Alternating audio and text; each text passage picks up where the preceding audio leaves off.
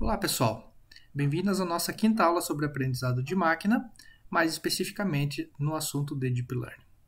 Hoje nós vamos ver sobre o gradiente descendente, sempre lembrando que esse material é baseado nos originais do professor Sebastian Haska.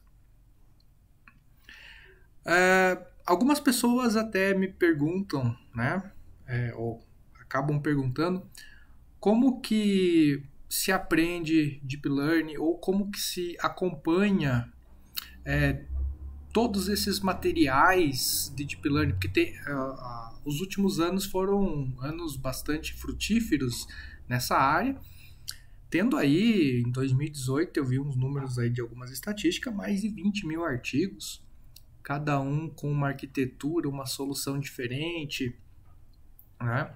E aí a questão é, para quem está começando agora, como é que acompanha tudo isso? Como é que acompanha essa evolução? Essa área já está lá na frente, né? Então a ideia é, para acompanhar essa evolução, é fazer uma espécie de gradiente descendente do estudante, né? Ou seja, você vai aprender um pouquinho, vai testar, vai errar, vai ver se funciona ou não funciona, vai voltar, vai redefinir, vai mexer mais um pouco. É a única forma de aprender, porque a quantidade de conteúdos envolvidos, e isso a gente vai acompanhar no restante do curso, é bastante grande. Então tem um paralelo engraçado aí entre gradiente descendente para aprendizado dos modelos e o gradiente e o graduate student descendente, né? Ok? Enfim, nessa aula o que a gente vai fazer? É melhorar o Perceptron. Vocês devem lembrar, ali na nossa terceira aula, nós olhamos bem de perto para o Perceptron, fizemos um exemplo numérico, fizemos uma implementação de Perceptron, falamos um pouquinho ali de álgebra linear, como é que a gente faz as notações. Hoje a gente vai melhorar aquele algoritmo do Perceptron. Então, para quem não lembra, volta lá nas aulas, dá uma reolhada no Perceptron, que ele é base para essa aula aqui, né? Qual que é a diferença, né? A diferença, não sei se vocês lembram, o nosso Perceptron, ele nem sempre convergia. Ele convergia se todos os dados fossem linearmente separáveis. Ou seja, se eu tivesse um espaço aonde, pensando num exemplo 2D, né? Se eu tivesse um espaço em 2D, aonde eu conseguisse dividir bolinhas vermelhas de quadrados azuis com uma reta, então o Perceptron iria convergir. Inclusive tinha uma prova de convergência lá nos slides anteriores. Porém, se o problema é não linearmente separável, o Perceptron não converge. Ele sempre vai ficar jogando reta para cima, reta para baixo, reta para cima, reta para baixo, reta para cima, reta para baixo, cada vez que ele errar um exemplo. Já que ele sempre vai errar, porque não existe uma reta que separa os dois conjuntos de pontos. Ok? Então, agora nós vamos aprender justamente, né, o gradiente descendente é base de uma regra bem mais robusta. Por quê? Porque sempre vai convergir, independentemente se o problema é ou não é linearmente separável. Ok? Também é uma regra um pouco mais profunda no sentido de que a gente pode fazer uma combinação de múltiplos neurônios e camadas. Ou seja, quando a gente coloca um monte de camada, a gente está chegando aí na ideia de Deep Learning. Então, essa é uma outra vantagem que a gente vai ver com o gradiente descendente em relação com a regra de otimização de gradiente descendente com relação à regra de otimização do Perceptron. Outra vantagem é que essa regra ela pode lidar com múltiplas categorias e não só binário. Né? Vocês devem lembrar lá do algoritmo do Perceptron, que era acerto ou erro, acerto ou erro. Aqui não. Aqui nós vamos poder mudar essa brincadeira aqui para uma classificação não binária. Ok? E também nos exemplos que nós vamos ver, né, a gente vai ver algumas coisas interessantes aí, como trabalhar com imagem, com texto, e não necessariamente só com com dados pré-processados aí, né? Então, alguns exemplos já começam a ficar mais interessantes do ponto de vista prático. Ok? Então, são várias aulas, né? Então, essa aula nós vamos ver hoje, né? Então, o foco dessa aula número 5 é essa parte da convergência. Enquanto nas outras aulas aqui, depois nós vamos aumentar esse problema, né? Nós vamos adicionando componentes. Né? Só que tudo é baseado na mesma ideia, né? Tudo baseado no mesmo algoritmo. Então, acredito eu que essa seja a aula mais importante de todo o curso, porque é ela que te dá base e arcabouço para entender o que é uma lógica, como é que funciona o aprendizado, como é que funcionam as estruturas de qualquer um dos modelos de Deep Learning. Né? Como base, elas têm essa mesma ideia que será apresentada nessa aula para vocês. Algumas boas notícias para quem anda um pouco desanimado com o curso. Depois deste curso, nós não teremos mais nenhum conceito matemático novo. Então, todos os nossos conceitos matemáticos necessários para entender os modelos de Deep Learning são basicamente aqueles que a gente viu ali de um pouquinho de álgebra linear da aula passada, um pouquinho de cálculo diferencial dessa aula. Tá?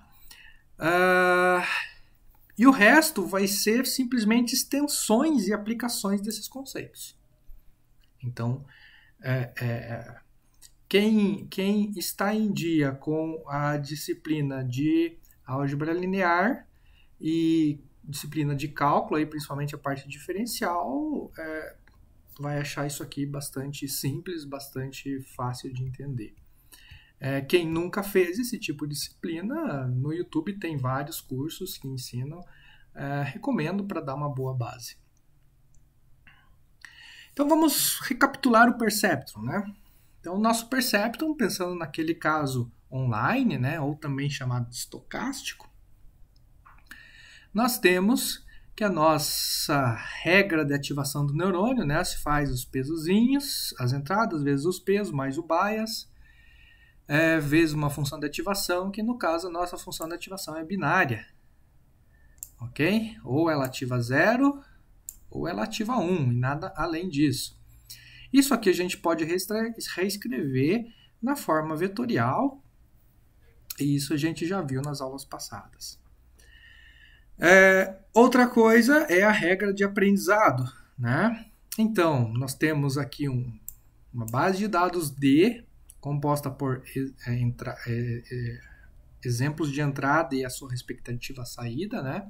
A pessoa 1 com as suas características, aqui um vetor, é homem, a pessoa 2 é mulher, a pessoa N é homem e o seu respectivo rótulo, sendo que esse rótulo aí é sempre, né, no sentido de uma classificação binária, né? Já que o Perceptron a gente não vai conseguir lidar isso com o simples Perceptron, pelo menos este Perceptron.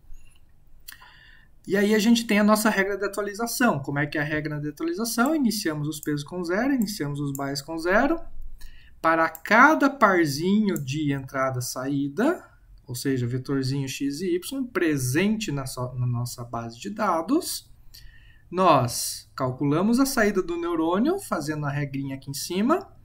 Aqui a gente só adiciona o subscript i, no sentido que a gente está apresentando um por um, né? Calculamos a nossa saída imaginada. Calculamos o nosso erro, ok? E fazemos a atualização dos nossos pesos baseado no que? É o peso antigo mais o erro que deu aqui em cima, vezes a saída, vezes o valor de entrada. E o bias, mesma coisa, caso o bias esteja de fora desse vetor x e dos pesos, né? Como eu já falei para vocês, essa notação pode ser escrita sem esse b aqui, trazendo uma coluna inteira 1 aqui para o x e mais uma coluna de pesos para o w. Ok? Quem não lembra disso aqui, volta lá, que isso aqui a gente já viu na nossa aula número 3. O fato é que a gente viu um aprendizado online, ou também chamado estocástico.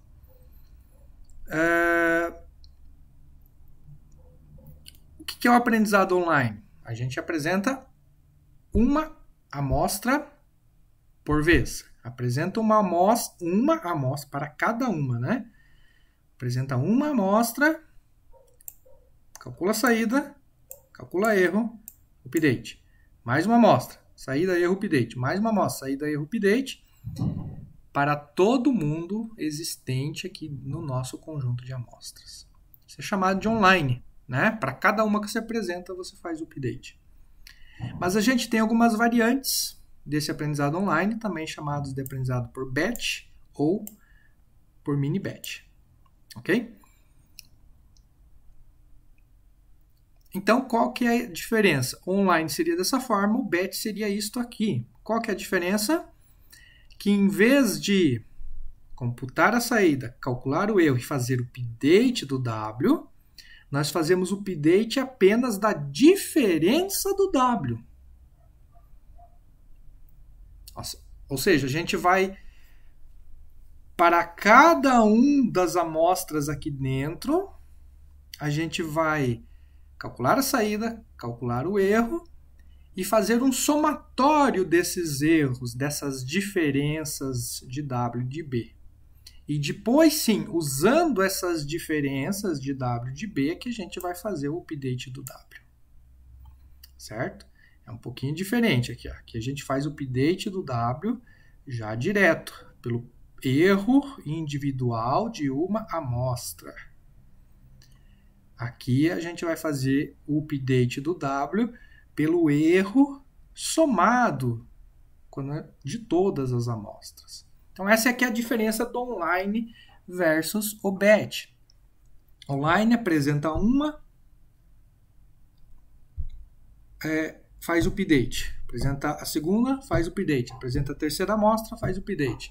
Batch apresenta todas as amostras, soma o erro de todas as amostras e baseado nessa soma do erro de todas as amostras é que você faz o update.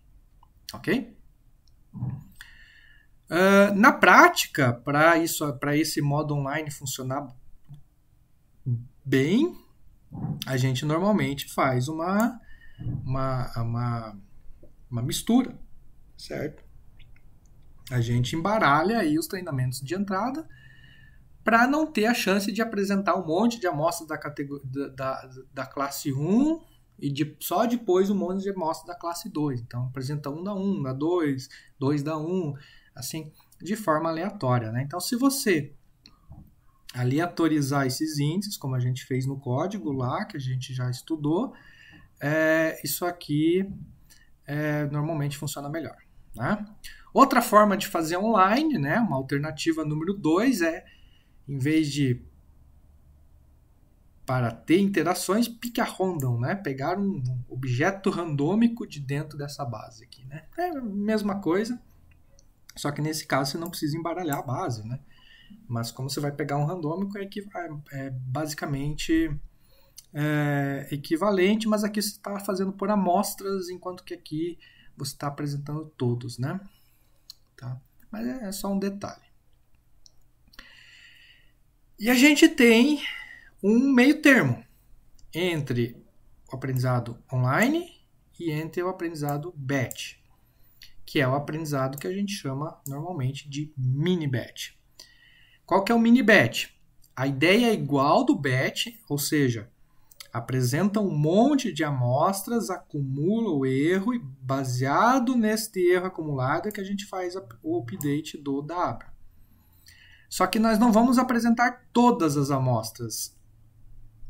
Aqui nós apresentamos para todas as amostras presentes na base de dados. No mini batch, nós fazemos para todas as amostras de um determinado subset contínuas na base de dados. Ou seja, se eu tenho 200 amostras, no aprendizado online, eu apresento uma a uma. No aprendizado BET, eu apresento as 200. Então, online, apresento uma a uma. Apresento uma, update. Apresento uma, update. No aprendizado BET, eu apresento as 200, acumulo o erro, update. No aprendizado mini BET, eu posso apresentar 10, acumulo o erro, update. Ok? Então, essas são 3 formas de se fazer o aprendizado.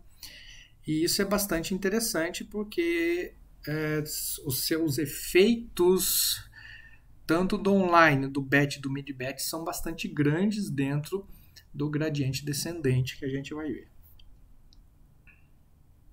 Ok? O fato é que o aprendizado do tipo mini-BET, ele é o mais comum usado em Deep Learning.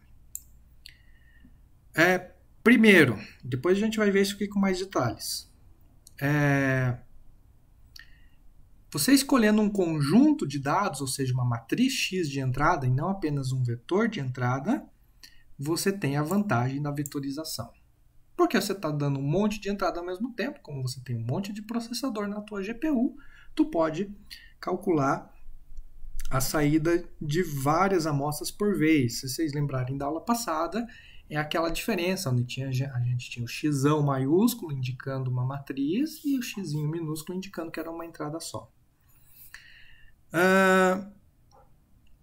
Outra vantagem é que nós temos menos updates do que online. Claro, se eu tiver 200 amostras, o online vai ter 200 updates de W, enquanto que o BET vai ter 1 update de W e o mini-BET vai ter, se eu escolher 10 como tamanho, vai ter 20 updates de W.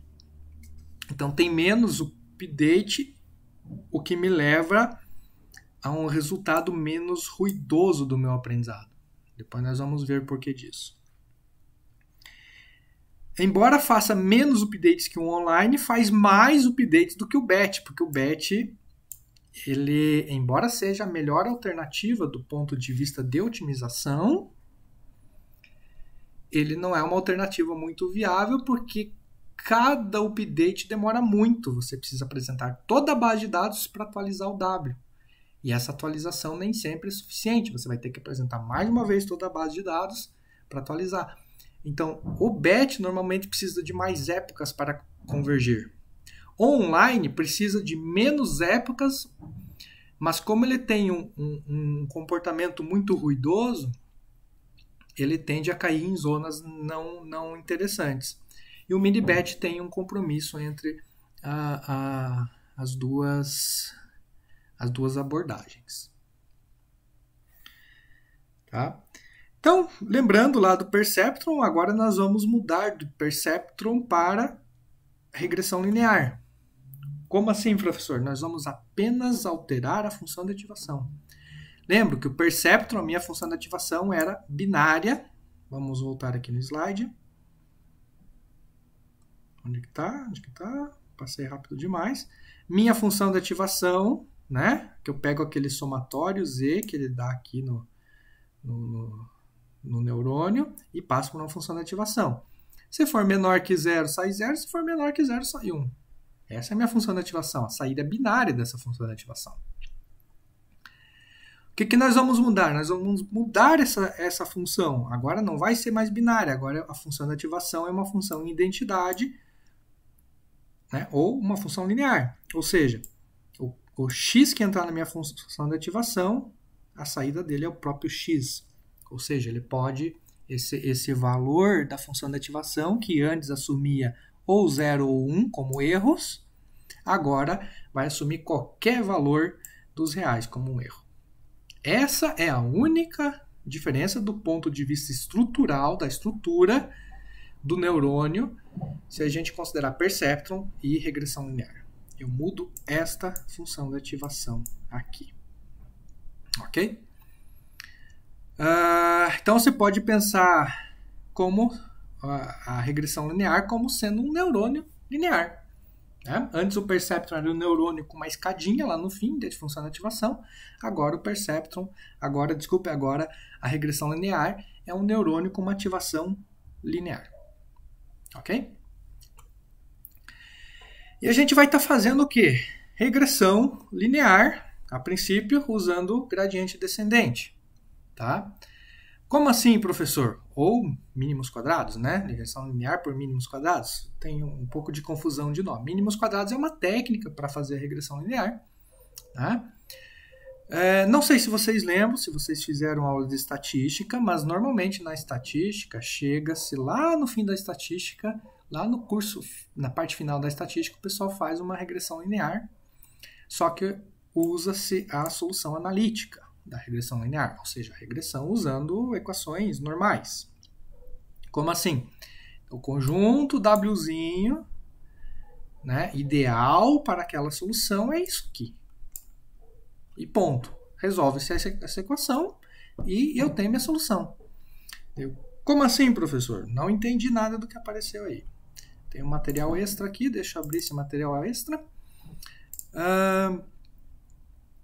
Aqui é um material sobre redes RBF, tá? Mas por favor ignorem. Na verdade é a mesma coisa. O que a gente quer? A gente quer que W vezes peso seja igual à saída desejada. Esse W, na verdade, só estou alterando esse material aqui, só tem uma letra diferente. Seria o meu xão aqui, né? Então, minhas entradas vezes o meu peso deveria ser igual à minha saída. É isso que eu tenho visto, que a gente tem visto durante todo o curso. Uma matriz vezes a matriz de peso tem que ser igual à matriz de saídas, né? Se eu tenho várias entradas aqui, eu vou ter várias saídas lá. Só um pouquinho, deixa eu...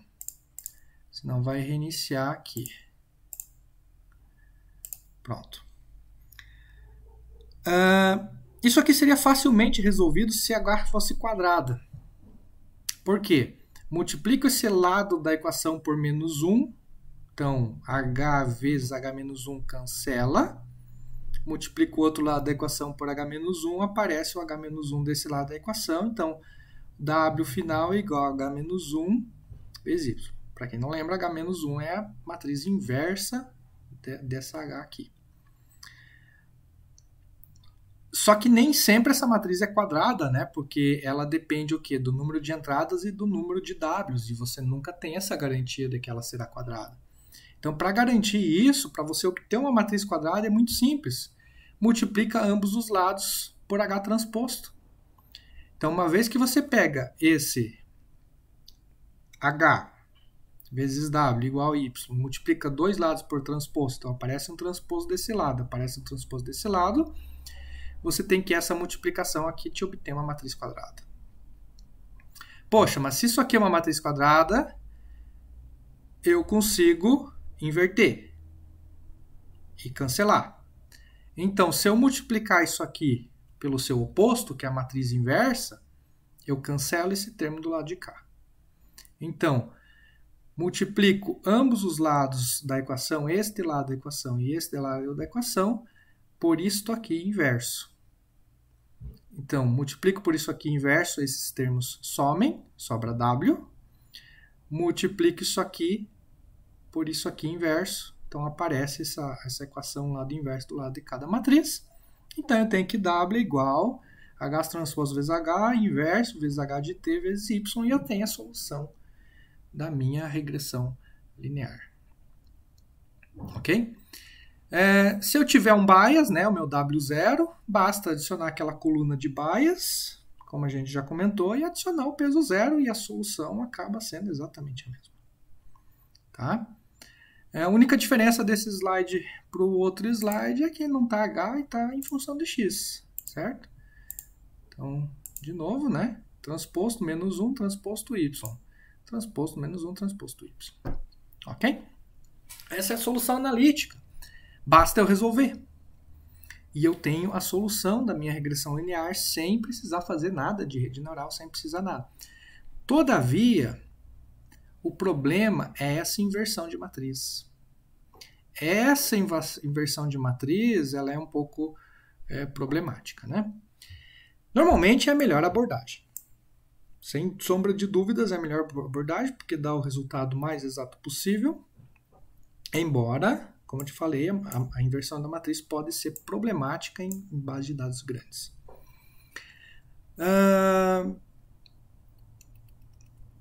Porém, nesse curso, nós vamos resolver essa regressão linear de uma outra forma, nós vamos descobrir esses parâmetros W aqui de forma iterativa. Por quê? Porque é assim que as redes neurais fazem, porque é dessa forma que a gente vai usar depois, porque a gente vai ter dataset gigantescos, a gente vai ter conexões gigantescas, a gente vai ter funções de perda não convexas, logo essa solução analítica não é pertinente, não é possível computacionalmente. Então a gente tem que fazer de forma aproximada, né, e não exata. Analítica seria a solução exata, a princípio. Tá ok? Como faríamos isso?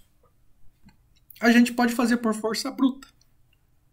Como assim força bruta? Iniciamos os parâmetros aqui com zeros ou alguns valores randômicos. Escolhemos um outro valor randômico para os pesos. Se for bom, mantém. Se for ruim, descarta e tenta outro. Ou seja, vamos de forma aleatória chutar valores aqui para esse W, tá? E ver se satisfaz essa equação aqui, ok? Só que vocês devem imaginar, é bem complicado de se resolver isso, porque deve ser terrivelmente lento, né? Porque até você achar uma combinação que funciona, não vai ser muito interessante. Então, uma maneira um pouquinho mais inteligente de fazer essa aproximação é analisar o efeito que esses valores de pesos causam à nossa performance, né? A nossa perda do modelo. Em analisando esse efeito, a gente vai mudar os pesos um pouquinho, ou bastante, aí depende do teu parâmetro, mas normalmente muda-se um pouquinho por vez, em direção, né, na direção correta, da forma que sempre que a gente altera esses parâmetros, a nossa performance melhora, ou que também significa minimizar a perda. A gente fazendo isso várias vezes até que a nossa perda vai sendo diminuída até um ponto aceitável, até que a gente tenha a chamada convergência. Tá? Então é mais ou menos essa a ideia. Então, pensando no nosso aprendizado online, como é que aqui nós temos a regra de atualização do Perceptron, ok? Essa a gente já viu.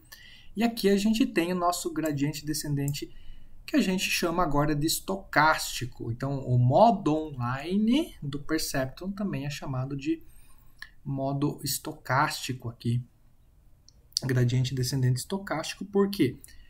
Porque faz um, atualiza. Faz um, atualiza. Ok? Então, vocês verem que não muda muito, né? Para cada conjuntinho de entrada e saída, percentência D, que está igual. Calcula a saída da rede, que está igual. E aí faz o quê? Calcula o erro através desta função. Então, calcula o erro relativo aos pesos e o erro relativo ao bias. Calcula o erro. A diferença está justamente o quê? No cálculo do erro. Então, o cálculo do erro, que antes era bem simplificado no Perceptron, agora nós temos aqui um gradiente.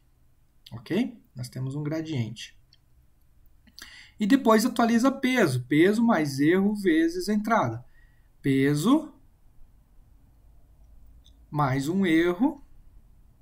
E aqui a gente vai ver que vai aparecer o termo da entrada também depois. Nós temos um termo extra aqui, que é a taxa de aprendizado, e isso foi colocado que é para a gente não convergir diretamente e devagarinho, por certas razões, depois a gente vai ver o porquê disso, com mais detalhes. Então, vocês vejam que da regra de aprendizado do Perceptron para a regra de aprendizado da regressão linear, não se altera muito. Qual que é a principal alteração?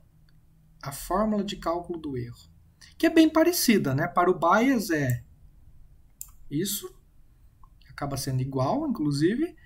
Para os pesos eu tenho esse termo aqui, que também está presente aqui. Ok? Mas já vamos entender isso aqui melhor. Essa aqui é a forma vetorizada, né? Inclusive aqui em cima falta a inicialização dos pesos, ambos inicializam com 0. Então essa é a forma vetorizada, esse aqui é com um looping, né? Se a gente for usar um looping for em vez da forma vetorizada, a gente vai ter que simplesmente abrir esse gradiente no sentido de fazer uma derivada parcial com respeito aos Ws. Por que parcial? Porque eu tenho vários Ws que influem nesse erro. Então, eu tenho que fazer a parcial com respeito àquele determinado W. Ok? Mas é só a forma de escrever. Na essência, as duas coisas fazem o mesmo procedimento. Né? Calcula a saída. E aqui tem um outro forzinho, né, para cada peso, blá, blá, blá. Então, depende da forma que você implementa. Se você for implementar com looping for, que obviamente é mais lento, né, tem que ser desse jeito. Se você for implementar vetorizado assim.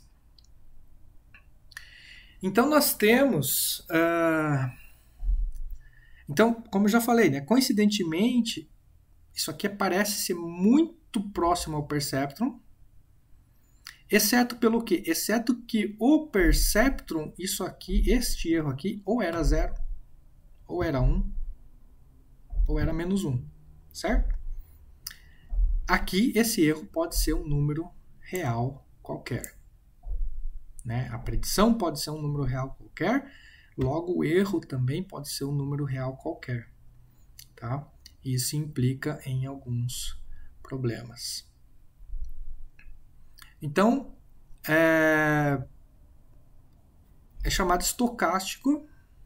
Eu tenho um exemplo que, antes da gente continuar nesses slides do professor Sebastião, eu tenho um exemplo na minha pasta, né, que vocês podem acessar lá, que é o Linear Regression Grade 2, que é este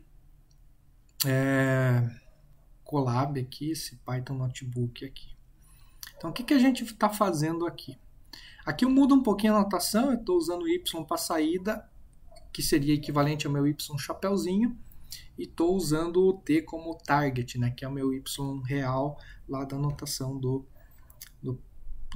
professor Sebastião. O que eu quero fazer numa regressão linear, para quem nunca viu? Então, dado um conjunto de pontos, eu quero fitar uma reta, ou seja, dado o peso de uma pessoa, eu quero descobrir a altura dela, certo? Ou, dado o número de quartos que tem a casa, eu quero descobrir o preço. Dado a quantidade de glóbulos vermelhos que a pessoa tem no corpo, eu quero descobrir se ela vai ficar doente ou não vai. Enfim, nesse caso aqui, a nossa regressão linear ela só tem uma característica de entrada. Né? Dado o peso, eu quero saber a altura. Dado o tamanho do lote, quero saber o preço da casa, certo? Então eu só tenho 1 para facilitar, ou seja, é um problema de aprendizado de uma dimensão. Lembrando que em Deep Learning a gente vai estar trabalhando com problemas de aprendizado de dimensões absurdas, né? Mas a ideia por trás de uma dimensão é a mesma para N dimensões. Essa é a grande brincadeira, tá? Então, a nossa função de custo é minimizar o quê? A gente tem que minimizar alguma coisa. É minimizar o quê? O somatório desses erros. Eu quero que seja o menor possível. Idealmente 0. Idealmente eu quero que o meu previsto seja exatamente igual ao meu target. Né? Eu quero que quando eu prevejo que a pessoa tem 80, eu quero que ela realmente tenha 80. Eu quero que quando a casa tem o preço de R$2.000, R$20.000, eu quero prever que ela vale R$2.000. Quando eu vou ter um número de pacientes infectados com Covid de 5.432, eu quero que o meu algoritmo de previsão realmente dê exatamente os 5.432. Então, idealmente, isso aqui tem que ser 0, y tem que ser igual a t. Mas nem sempre vai ser assim, eu sempre vou ter erro, né? Quando que é 0, né? Quando eu prevejo aqui, aí eu tenho sempre 0, né? Mas não é sempre o caso. As minhas previsões elas têm um erro associado, como é o caso aqui, né? Então, o fato é que eu vou ter um erro e eu quero minimizar isso aqui. Eu quero que isso aqui seja o mínimo possível, porque quanto menor esse cara é, mais preciso é o meu modelo. Ok? Então, como é que eu vou fazer?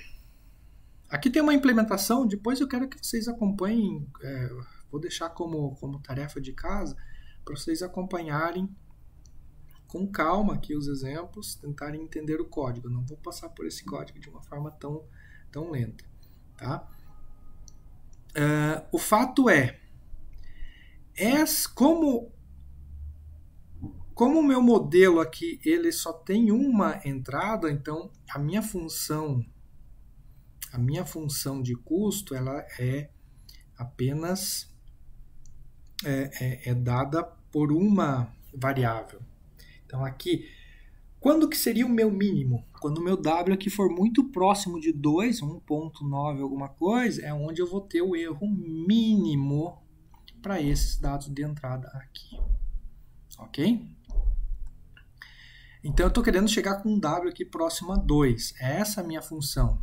Ela é convexa, por quê? Porque eu tenho um mínimo local e eu consigo chegar de qualquer ponto e enxergar esse mínimo local. Então eu tenho que otimizar o quê? Eu tenho que otimizar essa função de custo aqui. Eu quero o mínimo loss aqui. É esta função de custo aqui em cima. Ok? Como é que eu vou fazer isso? Eu vou ter que fazer as derivadas, né, em função da função de custo J, que é definida pelo quê? Y menos y a saída menos o meu target elevado ao quadrado. Ok? Para isso, eu vou aplicar a regra da cadeia dentro do gradiente descendente. O gradiente descendente a descida do gradiente é definida dessa forma, com menos taxa de aprendizado parcial do erro por W. Só que vocês sabem que, se a gente voltar lá no desenho do neurônio, o meu erro que está aqui na ponta, que é o y previsto menos o meu target, é aqui que eu calculo o meu erro, ele depende do quê? Depende da função de ativação. Ele depende do quê? Depende do somatório. Então, o erro depende da função de ativação, a função de ativação depende do somatório e o somatório depende dos pesos. É só olhar para a equação. Qualquer lugar tem a equação. A equação que não. Né? Então, o meu erro aqui na frente depende do quê? Depende da minha saída. A minha saída depende da função de ativação. A função de ativação depende do produto escalar, que depende dos pesos. Então, uma coisa leva a outra. Certo? Então, pensando nisso, a gente aplica a regra da cadeia. Então, o meu erro, que está modulado por W, na verdade o meu erro está modulado pela saída, né? Meu Y. Minha saída está modulada pelo somatório e o somatório é modulado pelo W. Faço uma regra da cadeia das derivadas parciais desses termos aqui. No caso aqui eu tenho YI, ZI, tudo com índice I, porque eu estou fazendo para um exemplo, certo? E eu só tenho um peso nessa brincadeira, né? Eu só tenho um peso nesse meu neurônio aqui, ok? Tem até o desenho dele aqui em cima. Tem só um peso nesse meu neurônio. Então, a gente vai aplicar a regra da cadeia. Para quem já fez um pouquinho de cálculo, da próxima aula eu vou tentar entrar mais nisso aqui. Isso aqui é só uma parte introdutória. O fato é que aí eu vou ter que derivar cada um dos termos em separado. Então, a derivada parcial do erro em relação a y, o que é? O que é o erro? O erro é aquele y menos t, certo? Dado pela equação aqui em cima, y menos t quadrado. Eu tenho 1 por n aqui, esse n na verdade é 2, tá? Isso aqui foi colocado na frente aqui só para facilitar o cálculo no fim das contas. Então, 1 por 2, então a minha derivada, para quem lembra das regras da derivada, puxo 2 para frente que multiplica todo mundo. Então, 2 vezes 1 meio, y menos t. 2 vezes 1 meio dá 1, o que sobra y menos t. Então, esse 1 meio que está aqui na frente, ele só foi colocado para isso, para poder simplificar essa equação aqui, tá? Aí a minha derivada, então a gente já fez esse termo aqui. A minha derivada, então agora vamos fazer esse termo aqui, que é o y em relação a z. Mas eu falei para vocês o quê? Que a minha função de ativação aqui, na regressão linear, é uma função linear.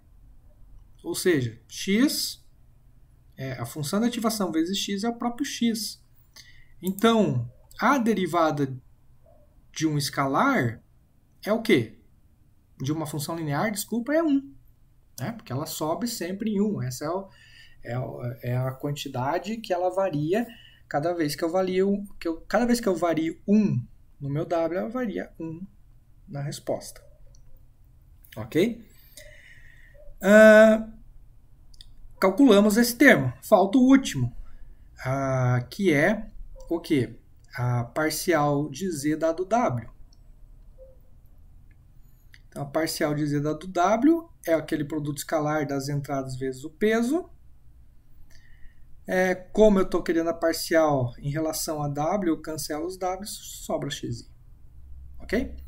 São regrinhas simples de processos derivativos. Se vocês quiserem conferir isso aqui, vocês podem vir aqui, ó, o Symbolab, ele calcula algumas derivadas automáticas para vocês. Ó. Então, derivada parcial em relação a y dado y menos t elevado ao quadrado é igual a 2y menos t. Eu só não coloquei o 1 meio aqui na frente, né? Mas se tivesse colocado, daria este resultado que eu cheguei y menos t aqui, ok?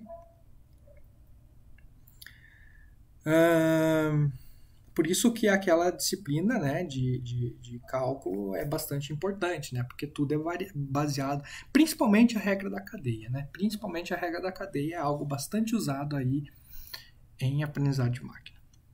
Bom, já que eu tenho os 3 termos computados, basta eu multiplicar os 3. Então, a hora que eu multiplico junto os 3, fica o quê? Y menos t, né? Então, essa equação aqui é equivalente à regra da cadeia. Então, se eu abro, fica menos neta, que eu copio, y menos t, que vem do primeiro termo, 1, que vem do segundo termo, mas qualquer coisa multiplicada por 1 é aquilo mesmo, então some, x, que vem do terceiro termo. Então, fica esta equaçãozinha aqui. O que essa equação lembra, se a gente olhar para o Perceptron? Deixa eu voltar aqui no Perceptron. Ó, erro vezes x. W mais erro vezes x. W antigo, aqui é a quantidade que altera o W, né? Então, W antigo vai ser o quê? O erro y menos t, que é aquele erro que a gente faz aqui, y menos t, vezes x. Apenas com esse neta da frente que vem da teoria aí da descida do gradiente. Por que esse y? Por que esse menos? O que é um gradiente no final das contas? Adiantando um pouquinho. Se eu tenho uma função, eu quero descobrir o gradiente nesse ponto aqui, ele é um gradiente positivo, a função está crescendo. É essa tangente, né? Eu tenho a função, eu traço uma tangente nesse ponto. E aí eu vejo se essa tangente é crescente, nula, quando ela estiver aqui embaixo ela será nula, decrescente quando estiver desse lado. Então, como ela é crescente, para minimizar esse erro, eu tenho que vir para o lado de cá. Então, por isso que eu venho para o negativo do meu gradiente. Se eu fosse para o positivo do gradiente, eu ia aumentar o meu erro.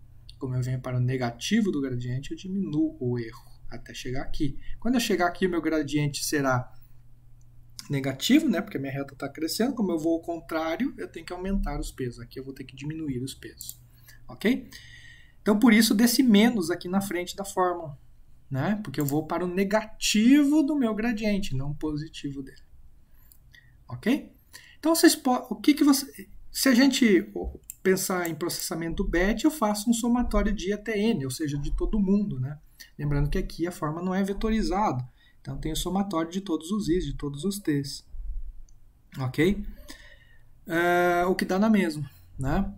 Então, isso aqui, no fim das contas, é muito, muito parecido com a regra do perceptron.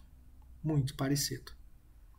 Com a diferença que esse erro, nesse caso do perceptron, é sempre 0 ou 1, e agora esse erro é um valor real qualquer. Ok? Por isso que é muito próximo a regra do perceptron do gradiente descendente estocástico, embora a teoria seja bastante diferente, né? Qual que é a diferença efetiva que tem aqui? A taxa de aprendizado. Tá?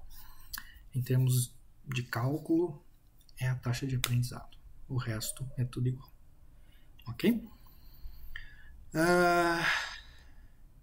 Então eu vou parar por aqui essa aula, acho que já me estendi demais, e aí na próxima aula a gente continua, a gente dá uma olhada nessa implementação e no que isso implica, no que várias dessas coisas acabam implicando. Até lá!